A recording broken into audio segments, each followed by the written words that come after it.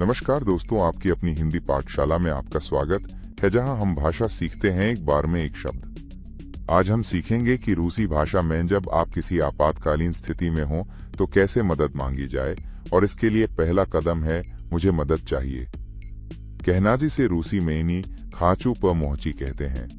मान लीजिए आप कहीं खो गए हैं और आपको तुरंत किसी की सहायता की आवश्यकता है, तो आप कहेंगे इनी खाचू पमोची। इसके बाद यह बताना महत्वपूर्ण है कि स्थिति कितनी गंभीर है, और इसके लिए हम कहेंगे ये एक आपात स्थिति है जो रूसी में तो चरियोजनाया सितुआतिसिया है।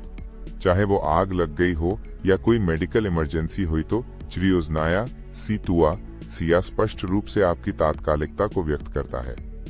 अक्सर ऐसी स्थितियों में पुलिस की आवश्यकता होती है, और इसे पूछने के लिए हम उपयोग करेंगे क्या आप पुलिस को बुला सकते हैं। रूसी में भी मोजेते पोजवात पुलिस। यदि आप किसी दुर्घटना का सामना करते हैं तो ये वाक्य तुरंत मदद के लिए पहला कदम होगा। यदि चिकित्सा सहायता की आवश्यकता है तो आप कहेंगे मुझे डॉक्टर की जरूरत है, जिसे रूसी में नूजनाए डॉक्टर कहते हैं। ये सीधे तौर पर बताता है कि आपको चिकित्सा पेशेवर की तत्काल आवश्यकता है। अंत में एक विनम्र लेकिन प्रभावी तरीका है, कृपया मेरी मदद करें, रूसी में पोजोल्स्ता प मोहची मनी। ये वाक्य तब काम आता है जब आप किसी को किसी विशेष कार्य में सहायता के लिए अनुरोध कर रहे हों। एक और उपयोगी वाक्यांश है, मैं माइनस का निवासी हूँ, रूसी में जीवू, व ये बताने के लिए कि आप कहां से हैं, जो मदद करने वालों के लिए महत्वपूर्ण हो सकता है।